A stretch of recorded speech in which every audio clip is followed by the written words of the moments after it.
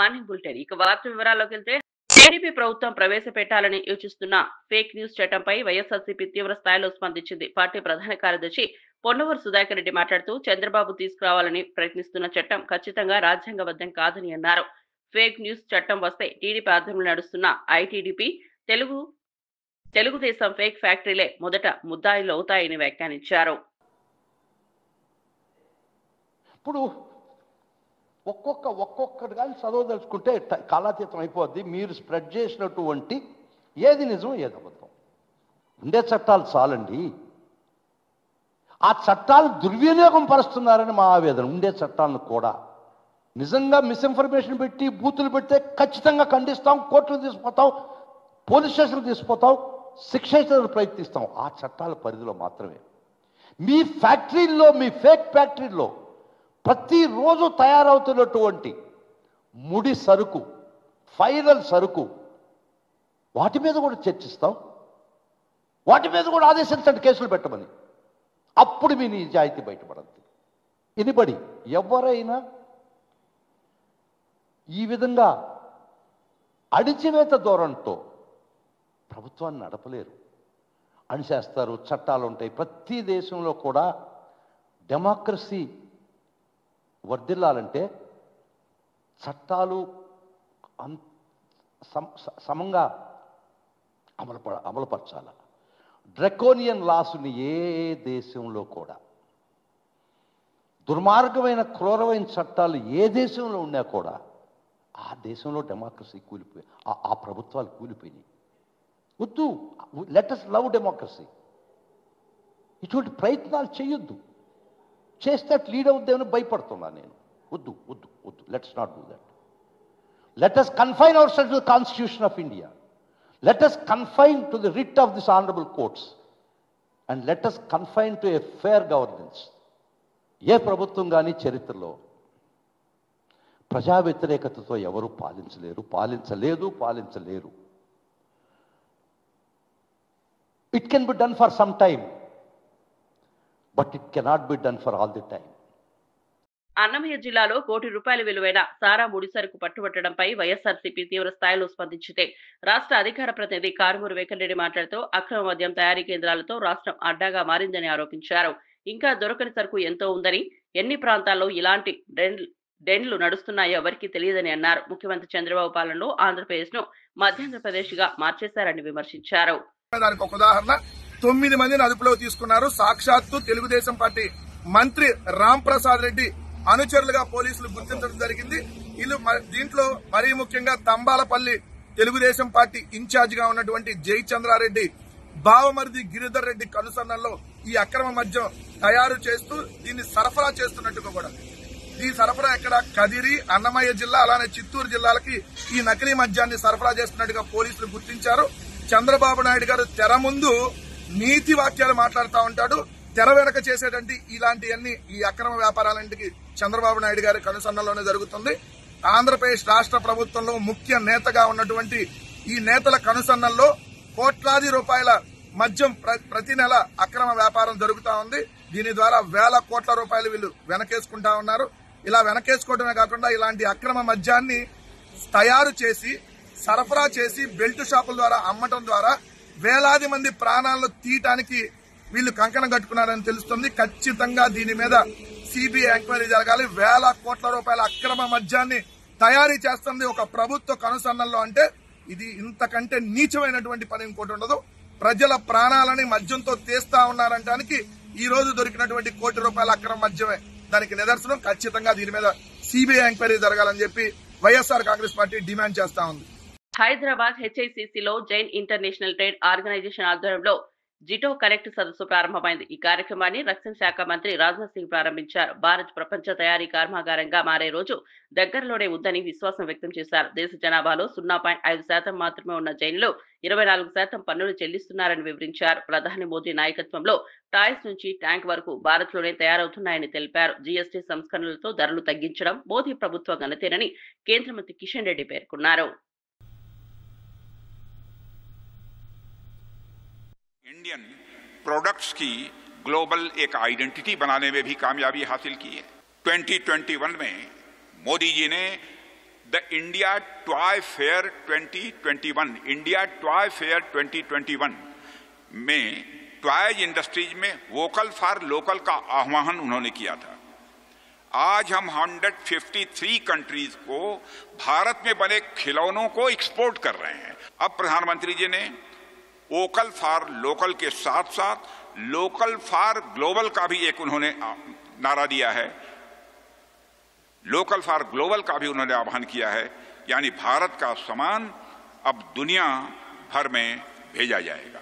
आज टॉयज से लेकर टैंक तक भारत सब कुछ बना रहा है। आज भारत दुनिया का मैन्युफैक्चरिंग हब बनने की ओर तेजी से आगे बढ़ चला है।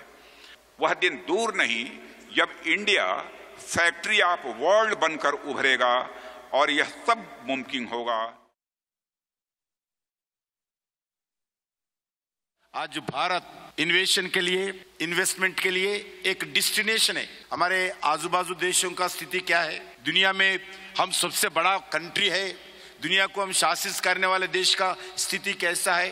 भारत को हंड्रेड्स ऑफ इयर्स राज करके जो 1947 में भारत से चले गए, वैसे कंट्री को भी हम पीछे हटाकर आज हम भारत 4th लार्जेस्ट इकोनॉमी बनकर उभर के आ रहे।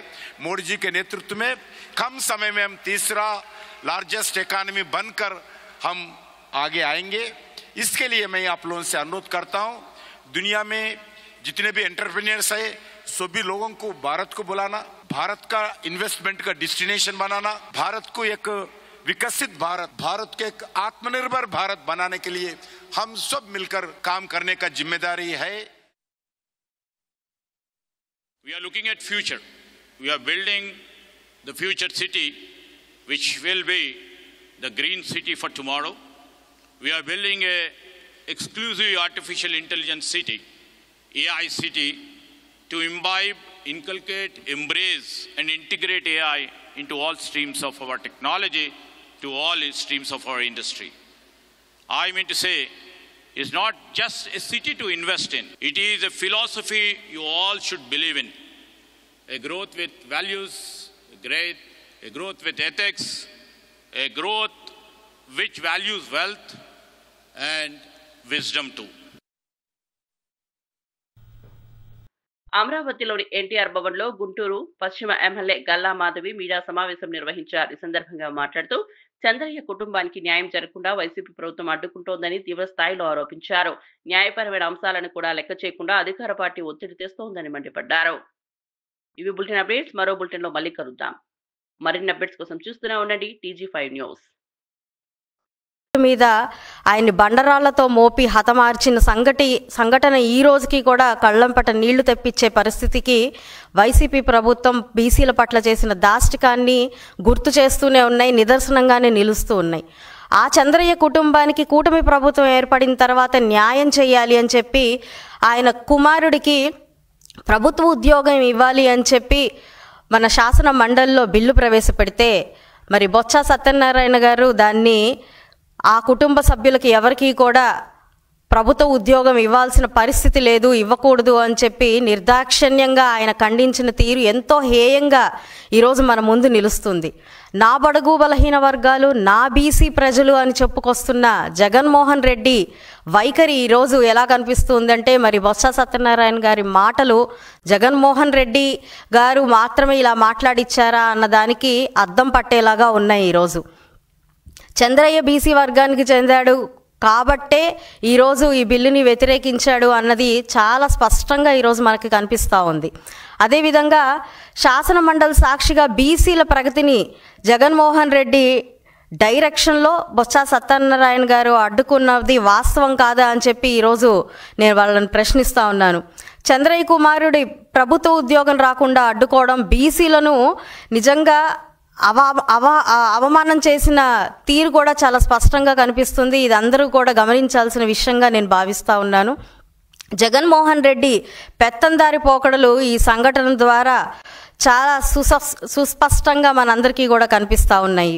బీసీల ప్రగతిని అడ్డుకున్న వీరికి రాజకీయ సమాధి చేసేది బీసీలే అన్న సంగతి మాత్రం గుర్తుపెట్టుకోవాల్సిందిగా నేను అందరు రాష్ట్ర ప్రజల్ని కోరుకుంటూ ఉన్నాను. ఆనాటి నుంచి ఈనాటికి వరకు కూడా బీసీల పైన జరుగుతున్న దాష్టికాలకి వైసీపీ అంతా ఇంత కాకుండా ప్రవర్తించే తీరు నిజంగా యావత్ రాష్ట్ర ప్రజలందరూ కూడా చూస్తూ ఉన్నారు. మొన్నటికి మొన్న మా వడ్డెర సోదరుల మీద జరిగిన దాడులు కానివ్వండి, మరి ఒక 15 రోజుల క్రితం నాడు మా రజక సోదరుల మీద కులము జాతి పేరు పెట్టి చేస్తున్న దాడిని కానివ్వండి, ఇవన్నీ కూడా వైసీపీ అడ్డగోలు నాయకత్వానికి నాయకులకి నిదర్శనంగా కనిపిస్తున్నాయన్నీ కూడా యావత్ రాష్ట్ర ప్రజలందరూ కూడా చూస్తూనే ఉన్నారు. 11 సీట్లు కాదు కదా, రానున్న రోజుల్లో ఒక్క సీటుకు కూడా వీరు అర్హులు కాదు అన్నది యావత్ రాష్ట్ర ప్రజలందరికీ కూడా చాలా స్పష్టంగా తెలుస్తున్న విషయం. ఈరోజు ఇంచర్ల ఎంఆర్ గార్డెన్ లో వెంకటాపూర్ మండల కాంగ్రెస్ పార్టీ కార్యకర్తల సమావేశం ఘనంగా జరిగింది. ఈ కార్యక్రమానికి ముఖ్య అతిథిగా హాజరైన రాష్ట్ర పంచాయతీరాజ్ గ్రామీణాభివృద్ధి స్త్రీ శిశు సంక్షేమ శాఖ మంత్రి డాక్టర్ దనసరి అనసూయ సీతక్క ప్రసంగించారు. ఎన్నికలను దృష్టిలో ఉంచుకుని కాంగ్రెస్ పార్టీ శ్రేణులు గ్రామాల్లో ప్రజలకు చేరువ కావాలని ఆమె పిలుపునిచ్చారు. సీఎం రేవంత్ రెడ్డి నాయకత్వంలో ప్రభుత్వం ఇప్పటికే అమలు చేస్తున్న సంక్షేమ పథకాలను ప్రజల్లోకి విస్తృతంగా తీసుకెళ్లాల్సిన బాధ్యత కార్యకర్తలదేనన్నారు. బీఆర్ఎస్ నేతలు 10 ఏళ్లలో రాష్ట్ర ఆర్థిక పాలన వ్యవస్థలను దెబ్బతీశారని, వాటిని ప్రజాప్రభుత్వం సరిదిద్దుతోందని పేర్కొన్నారు. నేను కూడా ఒక 6 నెలలు ట్రై చేసిన సిన్సియర్గా ఏటు నాగారం ఒకటి, ములుగును ఒకటి, ఎందుకంటే ములుగు కింద 4 మండలాలు, ఏటు నాగారం కింద 4 మండలాలు చేసి మరి చేద్దామని మేము కూడా అటు కన్నాయగూడెం, ఏటు నాగారం, మంగపేట, తాడువాయి అటు చేసి గోవిందరాపేట, ములుగు, వెంకటాపురము, మల్లంపల్లి ఈ 4 మండలాలు ఇట్లా 2 మార్కెట్లు చేద్దాము, ఇద్దరికి కూడా అవకాశాలు వస్తాయని మరి మేము ఎంతో కృషి చేసినాం. 6 నెలల దాకా తిరిగి లాస్ట్కి అది ఇంకా అయితలేదన్నప్పుడు లాస్ట్లో మళ్ళా సరే ఇప్పుడు దాకా ఖాళీగా ఎవరికి పదవులు ఇచ్చడం అయితలేదు, కొంతమందినన్నా కంప్లీట్ చేద్దామని ఆ రోజు కళ్యాణి కూడా మనకు అప్పటిదాకా ఒక ఆమెకు మనం జిల్లా అధ్యక్షురాలు ఇచ్చినాం, మంగపేట ఆమెకు. 4 రోజులు ఎలక్షన్ అనగానే పార్టీ మారిపోయింది. అప్పుడు ఆ టైంలో వాస్తవానికి వీళ్ళు కళ్యాణ్ కూడా లేడీస్ని పట్టుకొని అన్ని మండలాల్లో మనం ఎక్కడ ప్రచారం చేస్తే మనం ముందు పోయి మనం వెనుకొస్తున్నామంటే వాళ్ళు ఆడవాళ్ళంతా ఇక్కడ నుంచి మన వెంకటాపురం నుంచి కూడా జవహర్ నగర్ నుంచి ఇక్కడ నుంచి కూడా వచ్చి తిరిగిరు మనోళ్ళందరూ. అట్లా బొట్టు పెట్టుకుంటా తిరిగిర్రు, గతంలో కూడా ఉన్నారు. సరే ఎస్టీగా అవకాశం ఉంది, పీసా యాక్ట్ కింద కూడా వస్తుందని మరి ఆమెకి ఇవ్వడం జరిగింది. లేదా నానేసం వైస్ చైర్మన్ కూడా టోటల్ కమిటీ అంతా కూడా ఎస్టీ కోట కిందనే గత 2 టర్ములుగా నిర్ణయించడం జరిగింది. ప్రహ్లాదప్పుడు కానీ గోవింద నాయక్ అప్పుడు కానీ మనం 2 చేద్దాం అనుకున్నప్పుడు కాలేదు. కాబట్టి ఆ పరిస్థితులలో మరి నాయకపోవడం నుంచి కూడా ఒక తెగను ఎంకరేజ్ చేయాలని మనం సారంగం తీసుకొచ్చి ఆయన ఊహించలే, అడగలే, మనోళ్ళు కూడా ఎవరు అడగలే. క్యాస్ట్ ఈక్వేషన్లల్లో మరి ఎంతసేపు కోయళ్ళు లంబడోళ్ళు ఇళ్ళకే పోతున్నాయి అనేది నాయకపోళ్ళ దాంట్లో కూడా ఉంది.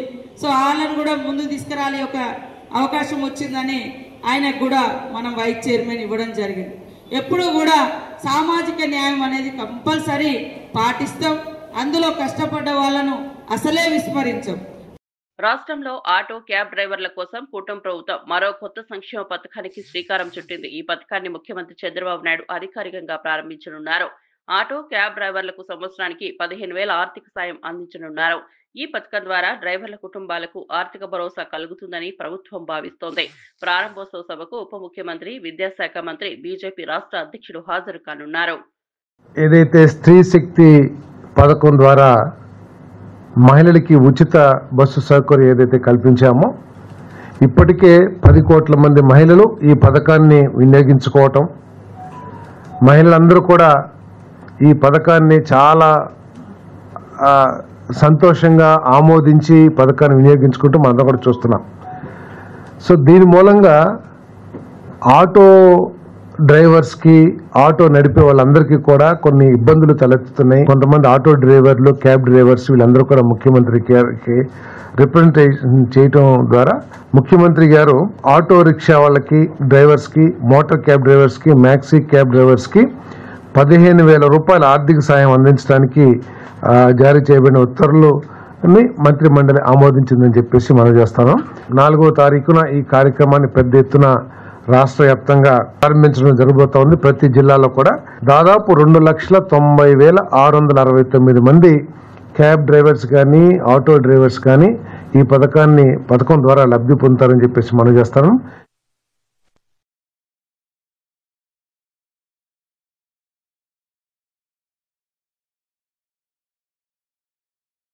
2016-17లో ల్యాండ్ అక్విజిషన్ ద్వారా తీసుకోవాలని చెప్పేసి నిర్ణయించడం జరిగింది. ల్యాండ్ అక్విజిషన్ యాక్ట్ ఏదైతే ఉందో ఆ యాక్ట్ ప్రకారం 191.62 ఎకరాలకి అవార్డు కూడా పాస్ చేయడం జరిగింది.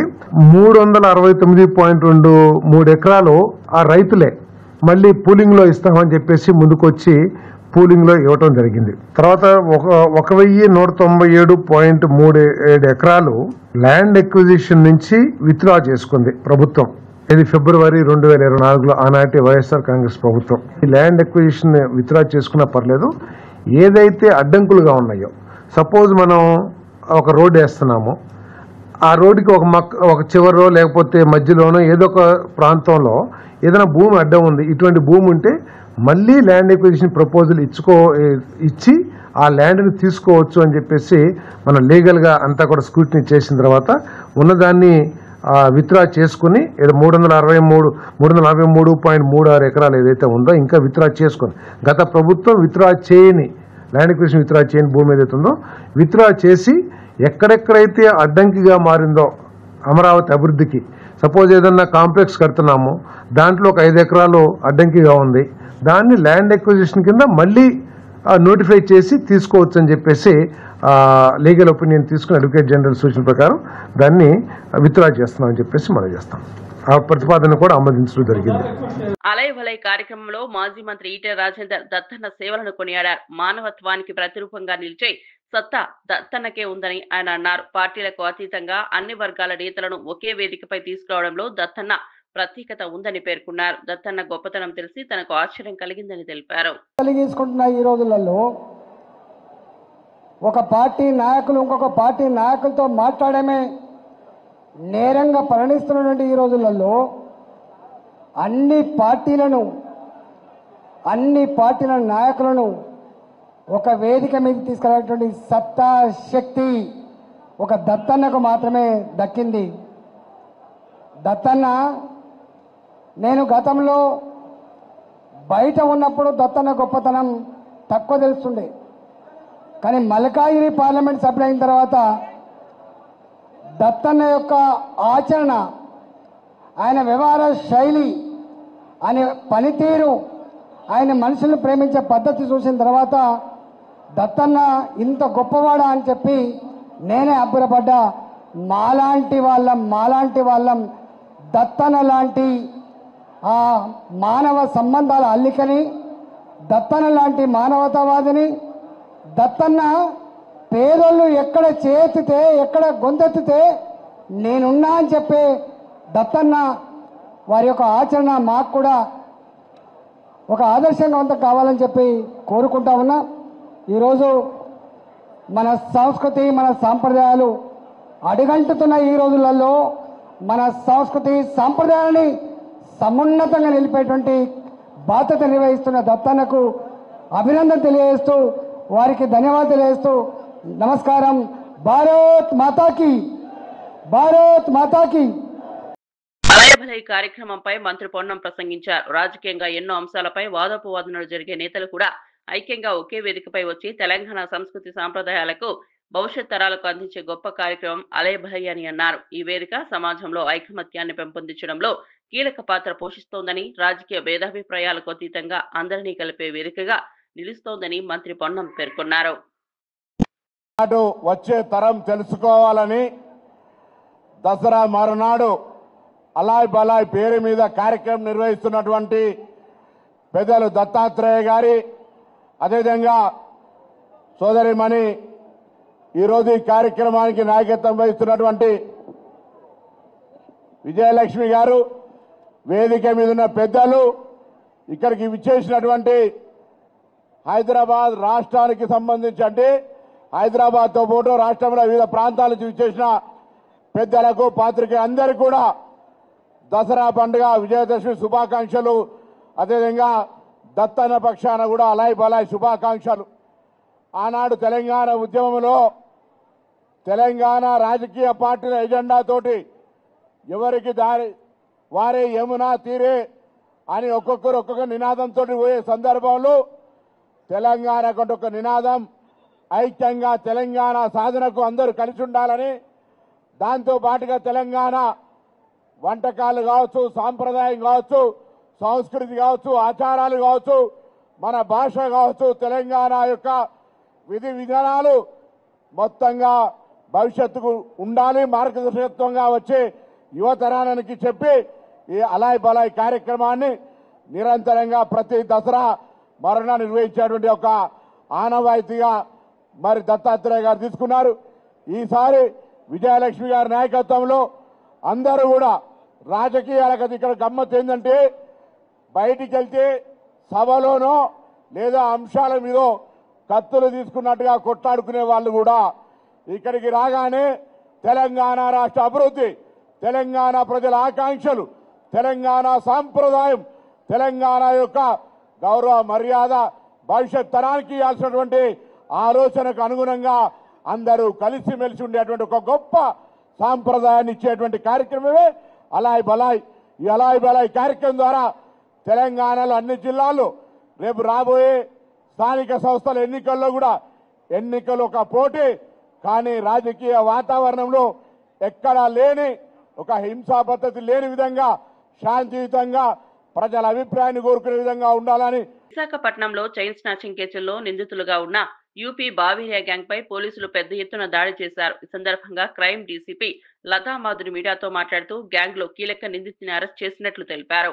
అతని మీద 22 క్రిమినల్ కేసులు నమోదై ఉన్నాయని చెప్పారు. ఈ గ్యాంగ్ కరడుగట్టిన నేరస్తులని, చోరీ జరిగిన 24 గంటల్లోనే వారిని గుర్తించామని వెల్లడించారు. బైక్స్, బంగారం దొంగతనాలకు పాల్పడిన వీరు మొత్తం 7 చైన్ స్నాచింగ్లలో భాగమని తెలిపారు. రాబరీస్, చాలా రకాల అఫెన్సెస్ లో ఉన్న సెన్సేషనల్ కేసెస్ లో ఉన్న బవేరియా గ్యాంగ్ ని వైజాగ్ సిటీ పోలీస్ అరెస్ట్ చేయడం జరిగింది. వీళ్ళు సెప్టెంబర్ 17వ తారీఖున సిరీస్ ఆఫ్ అఫెన్సెస్ చేశారు వైజాగ్ సిటీలో. 7 స్నాచింగ్స్, 2 బైక్ అఫెన్స్లు కూడా చేసి అది ఒక సెన్సేషన్ లాగా అయింది వైజాగ్ సిటీలో. సో ఇమీడియట్గా వైజాగ్ క్రైమ్ పోలీస్ వీళ్ళని విత్ ఇన్ 1 day 24 hours వీళ్ళు ఎవరనేది ఐడెంటిఫై చేశారు. అట్లాగే ఈ gang, particular gang other state gang అని తెలుసుకొని వాళ్ళని ఫాలో అవడం జరిగింది. మా team, Vizag city crime team, Kancharapalem inspector గారు and Kancharapalem SI and 1 town SI వీళ్ళందరి టీం కూడా ఉత్తరప్రదేశ్ కూడా వెళ్ళడం జరిగింది. బవేరియా గ్యాంగ్ మెంబర్స్ని అందరినీ ఐడెంటిఫై చేసి వాళ్ళని అందులో మెయిన్ బ్రెయిన్ ఎవరైతే ఉన్నారో అతన్ని ఈరోజు మీ ముందు ప్రవేశపెట్టడం కూడా జరుగుతుంది. ఇతన్ని అరెస్ట్ చేశాము. ఇతని టీంలో, ఈ గ్యాంగ్లోని ఇంకా 3 ఉన్నారు, వాళ్ళని కూడా త్వరలోనే మేము పట్టుకుంటాము. వీళ్ళు మొత్తంగా వైజాగ్ సిటీలో 7 స్నాచింగ్స్ చేశారు. ఇనీషియల్గా 15వ తారీఖున వీళ్ళు వైజాగ్ రావడానికి ప్లాన్ వేసుకోవడం జరిగింది. 17వ తారీఖున అంటే 17th సిటీకి రావడం, ఇనీషియల్గా 2 బైకులు, ఒకటి ఎంఆర్పేట్ లిమిట్స్లో, ఒకటి 2 టౌన్ లిమిట్స్లో 2 బైకులు చోరీ చేసి వాటిని యూజ్ చేసి సిరీస్ ఆఫ్ స్నాచింగ్స్, గొలుసు దొంగతనాలు చేయడం జరిగింది. చేసి నైట్ ఏపీ ఎక్స్ప్రెస్కి వీళ్ళు ఉత్తరప్రదేశ్ వాళ్ళ సొంత ఊరికి వెళ్ళిపోవడం కూడా జరిగింది. అయితే వైజాగ్ సిటీ క్రైమ్ పోలీస్ మాత్రం వాళ్ళని క్లోజ్గా ఫాలో అయ్యి వాళ్ళని అతి చాకచక్యంగా వాళ్ళు ఎవరైనా ఐడెంటిఫై చేసి అందులో మెయిన్ లీడర్ ఎవరైతే ఉన్నారో ఈరోజు అరెస్ట్ చేయడం జరిగింది. ఇతని మీద ఇప్పుడు ఎవరినైతే మేము మీ ముందు పెట్టామో ఈ కేసెస్లో ఇతని మీద దేశం మొత్తం మీద 24 కేసులు ఉన్నాయి. ఢిల్లీలోనే, మన దేశ రాజధాని ఢిల్లీలోనే 11 కేసులు, అలాగే జమ్మూ కాశ్మీర్లోని ఇతని అదర్ గ్యాంగ్ మెంబర్స్ సౌత్ ఇండియాలో కూడా చెన్నై, బెంగళూరు ఇలాంటి ప్లేసెస్లో చేయడం జరిగింది. ఇతని మీద అయితే 24 కేసులు ఉన్నాయి. ఈరోజు అరెస్ట్ చేశాము. ఇతని పొజిషన్లో 70,000 క్యాష్ కూడా రికవరీ చేయడం జరిగింది. ఈ కేసెస్లో ఇంకా కొంత రికవరీ పెండింగ్ ఉంది. మిగిలిన గ్యాంగ్ మెంబర్స్ని కూడా త్వరలోనే మేము అరెస్ట్ చేస్తాం. ఇతను ఉత్తరప్రదేశ్ చెందిన షామ్లీ జిల్లాకు సంబంధించిన వాడండి. ఈ గ్యాంగ్ మొత్తం కూడా ఆ జిల్లాకు సంబంధించిన వాళ్ళే. ఇతని పేరు ధర్మేంద్ర. అక్కడ చాలా విలేజెస్, ఒక 6-7 విలేజెస్ అండి. ఇట్లాంటి మొత్తం దేశం మీద వెళ్ళిపోతారు. రాబరీస్, హౌస్ బ్రేకింగ్స్, స్నాచింగ్స్ ఇలాంటి రకరకాలు వాళ్ళు చేయని ప్రాపర్టీ అఫెన్స్ అయితే లేదు. కొన్ని విలేజెసే ఇలాగ బవేరియా గ్యాంగ్తో నిండిపోయి ఉన్నాయి. మనం వెళ్తే అక్కడ వాళ్ళని క్యాచ్ చేయడం కూడా చాలా కష్టం. బట్ క్రైమ్ టీమ్ చాలా బాగా, అక్కడ మనకి యూపీ పోలీస్ కూడా బాగా హెల్ప్ చేశారు, ఇన్ఫర్మేషన్ ఇవన్నీ కూడా. మనం ఫైనల్గా ఇక్కడ ఒక నీట్గా ప్లాన్ చేసి ఇతన్ని పట్టుకోవడం జరిగింది. ఆపరేషన్ సింధూర్పై భారత వాయుసేన చీఫ్ ఏపీ సింగ్ సంచలన వ్యాఖ్యలు చేశారు. ఈ ఆపరేషన్ సమయంలో కేంద్ర ప్రభుత్వం తమకు పూర్తి స్వేచ్ఛనిచ్చిందని తెలిపారు. కేంద్రం సహకారంతో శత్రు స్థావరాలపై విజయవంతమైన దాడులు చేపట్టామని చెప్పారు. పాకిస్తాన్ కు చెందిన 4 నుంచి 5 F-16 యుద్ధ విమానాలను ధ్వంసం చేసినట్లు ఆధారాలు ఉన్నాయని స్పష్టం చేశారు. Demonstrating our commitment towards humanitarian aid in disaster relief operations or any time aid to civil authorities that is required. इस साल बहुत सारे ऐसे ओकेजन है जब भारतीय वायुसेना को ये काम करना पड़ा.